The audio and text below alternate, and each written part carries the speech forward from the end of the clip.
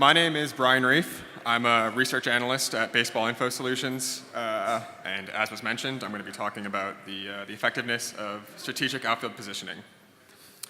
So strategic outfield positioning is fancy terminology, but what are we really talking about? And kind of, as John DeWan alluded to, outfield shifts is another word for it. It's when these teams are positioning their specifically outfielders in a way to respond to batter ball tendencies. So here in this example, you see DJ LeMahieu at the plate, and you see the Diamondbacks outfield has shifted significantly over to right field in response to his tendency to hit fly balls the opposite way. So the way we started looking at this is shifting and what constitutes a shift in the outfield. So on the infield, it's easy to define a shift. You kind of you find out where all the infielders are, you draw a line down the middle of the field, you count the infielders, and if there's more than 3 on one side, you call it a shift, and here there are 4, so good for Joey Gallo.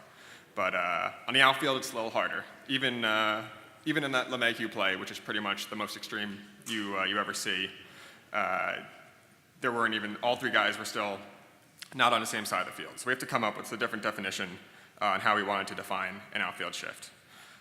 So what do? We had to consider, essentially the way we did it, we wanted to consider multiple different potential alignments. And kind of internally, we looked at a bunch of different plays and said, is this a shift, is this not a shift? And then we kind of worked backwards in order to try to work out a definition. So here's that first play. I think most people would probably agree that this would be called a shift. You almost never see the fielders move more significantly than they are in that picture. But another example with DJ LeMahieu at the plate is less clear. You still see the outfielders shifted towards right field, but it's not, the right fielder's not in right center. He's still arguably in center field. The left fielder's still in left field. So that's more of an unclear example. And then another third potential shift was with Giancarlo Stanton at the plate. And they're playing more or less straight on, but they're also a foot away from the warning track. And is that something we want to call a shift, even though they're not moved left or right a significant amount? So like I said, we had to come up with a different definition than using where they stood in relation to that line down the middle of the field. And what we ended up on was how far away they were from some starting point, how far away the outfielders were from that starting point in terms of just total feet. But despite that simple-ish definition, there were still numerous considerations we had to keep in our minds. First one was one individual outfielder movement versus total outfield movement. So if one outfielder is moved 50 feet away from where he normally plays, but the other 2 are standing right where they normally are, is that a shift? Or if all 3 are 15 to 20 feet away, is that a shift? We kind of wanted to see what kind of balance that would come up with. Like I also mentioned with that Giancarlo Stanton example, is do we want to only consider lateral movement, or do we also want to consider movement toward and away from home plate? And obviously in the infield, only lateral movement is considered. It's only where they stand in relation to that second base bag. But in the outfield, maybe we want to consider both. Who or what is responsible for the movement? So for example, if a left fielder is playing 30 feet shallower than expected, but he's playing in Fenway, he's really not responding to a batter tendency in that situation. He's responding to the short distance-wise green monster, and maybe not a shift because he's not moving in response to the batter. And then what is the starting point? So we wanted to use some kind of average, but we just had to specify exactly what we wanted to set for that. Before we did any of that, we had to clean the data. So we were using StatCast positioning data for all of this. So we had to throw out the bad data, which in total was about 5% of all the pitches. Some of that was plays where StatCast didn't have positioning data, or the data was unusable if players were standing in foul territory, for example, if they were running into the stands.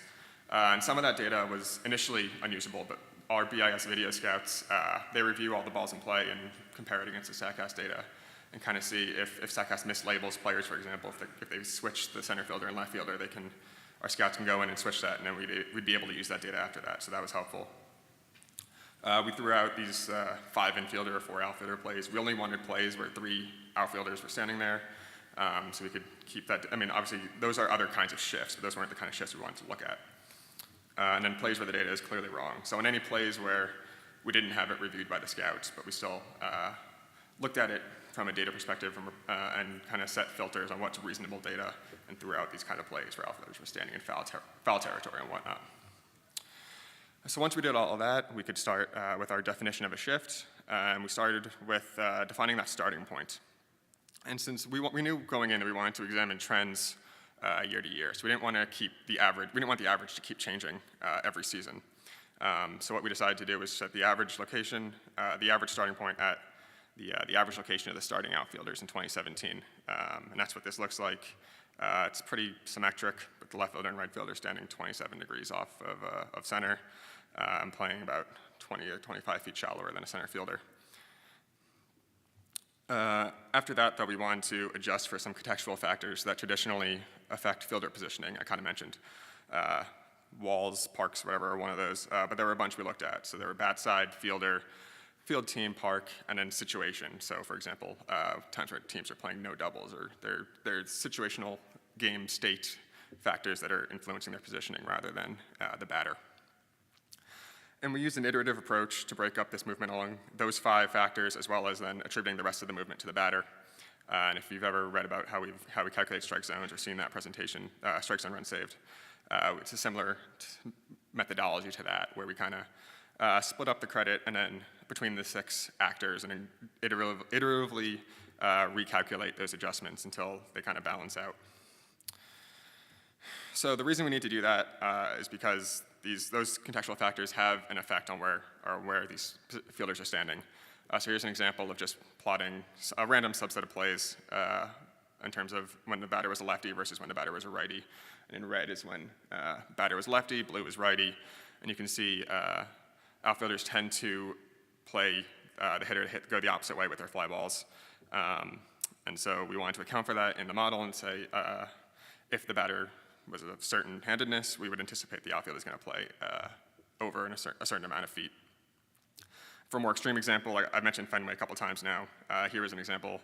We plotted outfielder locations at Fenway Park in red versus all other parks in blue. And you can see in left field, all the shallowest fielders are at Fenway. So we knew we had to account for those kinds of contextual factors before we started attributing outfield movement just towards a batter.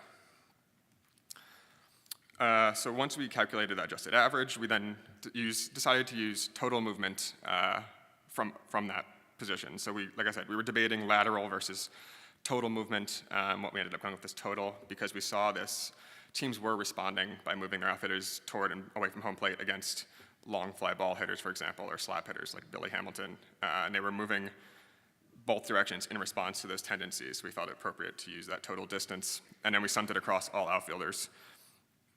And so the question becomes, how far away do they need to be from that point in order to be defined a shift? So our initial thought was about looking at the 2017 season when we were doing this. This was back before the 2018 season ended, so we were trying to work with the full season of data.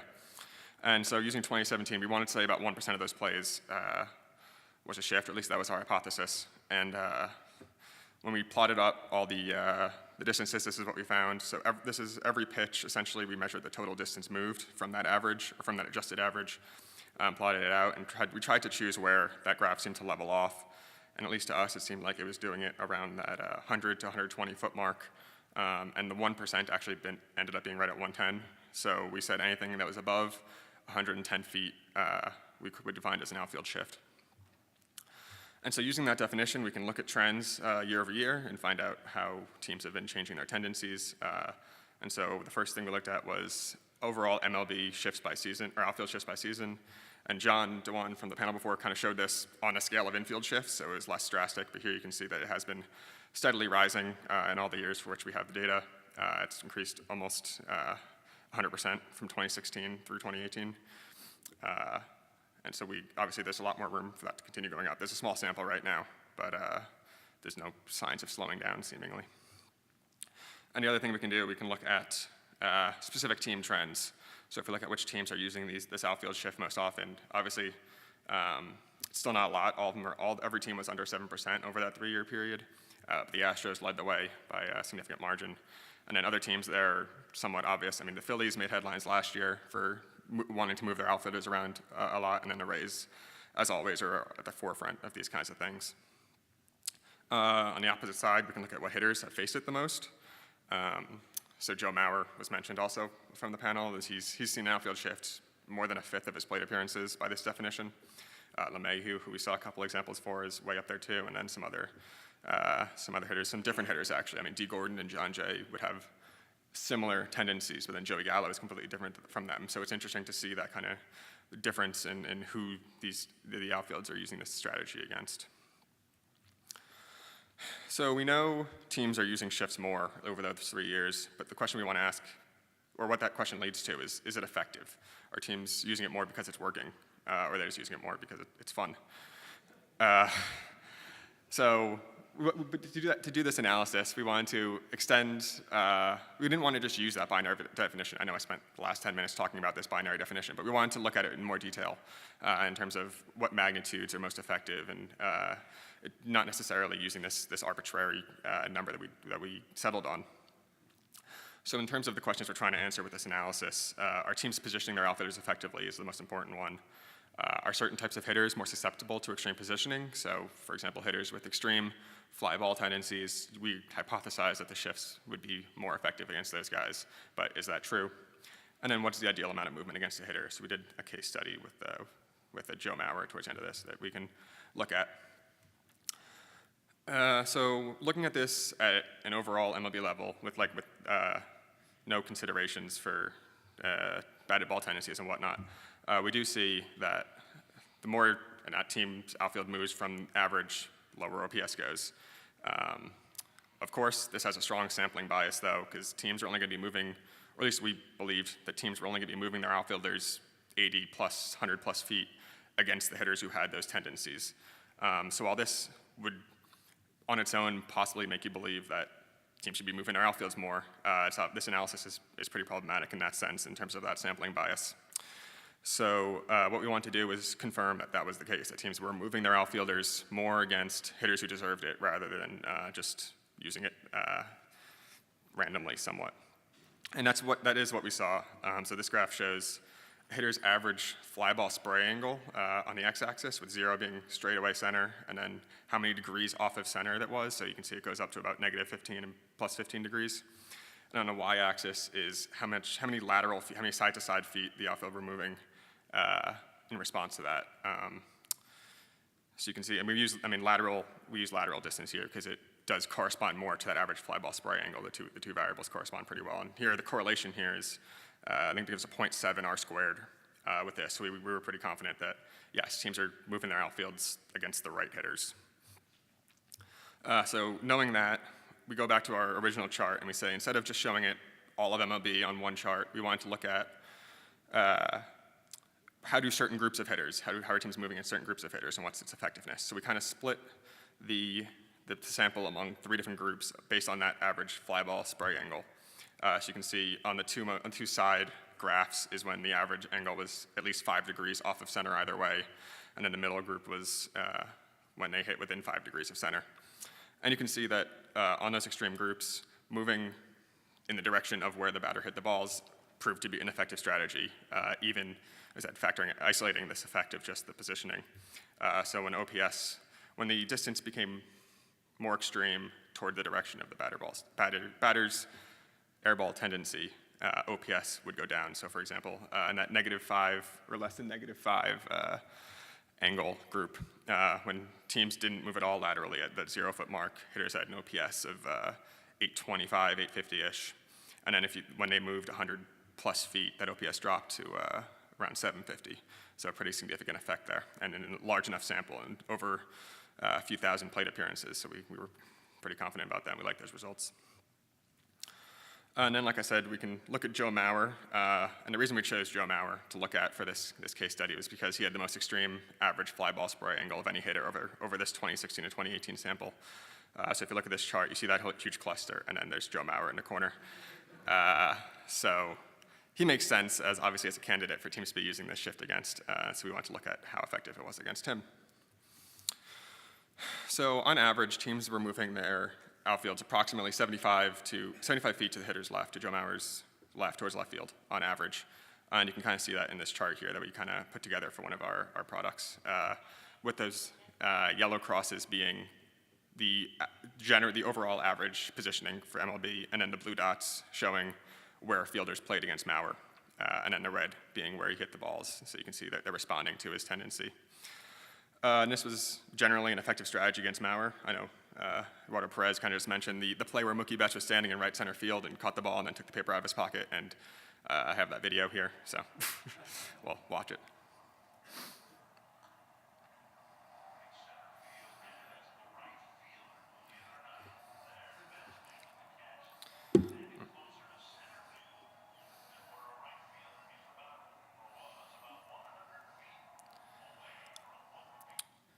So Mookie Betts standing in right center field makes the catch without having to move. And I don't know if you heard the announcer there, but he's saying how Betts was probably standing 100 feet away from where he would normally be standing. And we checked it out. On that play, the Red Sox outfield was actually 172 feet total laterally away from average on that play, so it's very possible Mookie Betts was 100 feet away. But in total, the outfield was 172 feet away from average. And as it turns out, against Joe Maurer, in that 3-year sample, the ideal strategy was between 100 and 160 feet. And we kind of see that by looking at OPS based on how far the outfield moved. And when they moved between 100 and 160 feet, his OPS dropped more than 100 points based on the other distance groups.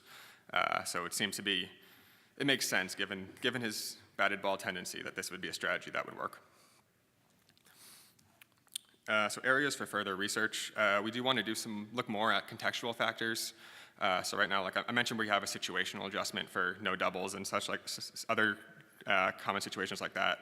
But those, we kind of limited it right now to the most extreme ones where we saw a consistent effect, but there's obviously more we can look into there in terms of what other situational in-game factors would affect where outfielders would normally be standing and adjust for that in the average. The importance of depth versus lateral positioning, so in-back versus left-right, and the interplay between them. So right now in our definition of a shift was 110 total feet, but that's just weighting lateral movement and movement toward and away from home plate at a 1-to-1 ratio. Perhaps the one's more important than the other, or one leads to a more significant change in OPS than the other. So maybe we should be looking more into that and seeing whether we should be weighting those differently, as well as whether moving one outfielder or moving all the outfielders leads to a different offensive change. Hitters' reactions to dramatic movement and their strategies to beat it. Again, I feel like I'm stepping on the toes of this panel over here, but when hitters, obviously, when they face an infield shift, or at least some people want them to be bunting or going the other way. So when hitters face an outfield shift, are they doing similar things? Are they changing their approach in response to this kind of drastic movement? And who's doing that well and who's not, for example? And just team and player evaluations, obviously. We want to see who's the best at outfield shifting, which hitters are being most affected by it, and which hitters are being able to beat it, and other stuff related to that. And before I get off the stage, I want to make a few acknowledgments.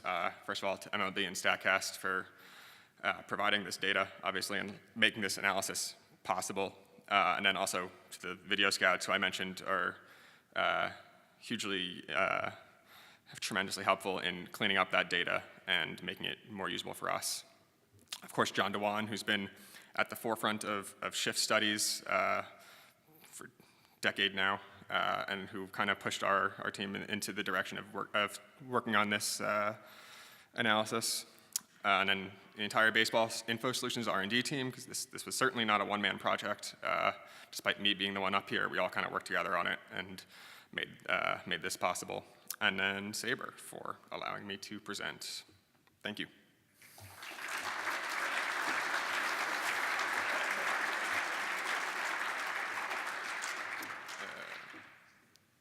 I don't know if we're doing questions or if anyone has any, but sure. I've got one.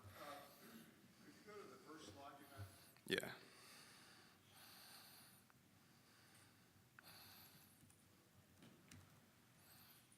All right, in that particular slide, Yes. where is the regular center fielder? Is he the one who's out in left center? No, so the center fielder is the one standing in right center, and then the left fielder is the one playing center field. So it would not make a difference, for example, if you had the one with the best range factor, for example, would not necessarily be the one who's on the edge with the most open space. I mean, potentially that would be the ideal scenario. We didn't look into that specific effect in this analysis, but I mean, that's a similar way to when teams move their third baseman over to the other side of the field in a shift to leave the shortstop there, and that seems to have been effective. So that might be the, if you're going to do this extreme of a shift, maybe that would be the right way to do it. Yep.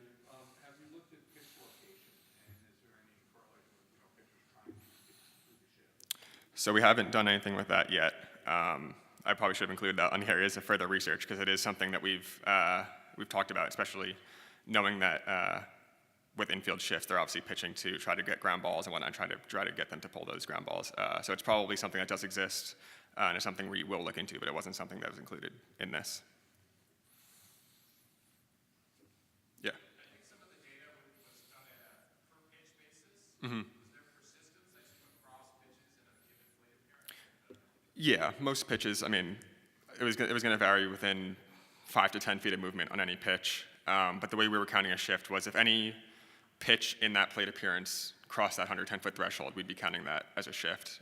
Most of the time, like I said, it would jump from like 105 to 111 or something between pitches, but in general, it's pretty consistent. Have you seen teams do any kind of adjustment, not so much based on your hitting, but it was pitching as, like, say, ground ball pitcher, they pull their outfield in, fly ball pitcher, they may push them back? No, I mean, like I said, this is still pretty much the initial stage of this product, so we haven't done too much research into that. This wasn't about trying to optimize necessarily this. It was trying to figure out what trends had been, and we hadn't got a chance to look at that. Yeah. I've noticed that some hitters, when they hit it on the ground, they pull it to the right. Mm-hmm. Get it in the air, they push it off to the left. Yeah. They've done any looking at the infield and the outfield shifting in different directions. No, we haven't looked at that, but we definitely, I mean, that was kind of, the reason a lot of this came about was because, I mean, Joe Mauer was one of those guys who, I think it was spring training last year where they shifted three infielders to the right side and they shifted their outfield completely the other way. We haven't looked at what the effects of combining those two shifts are, for example, but I imagine that's also something we'd want to look into in the future.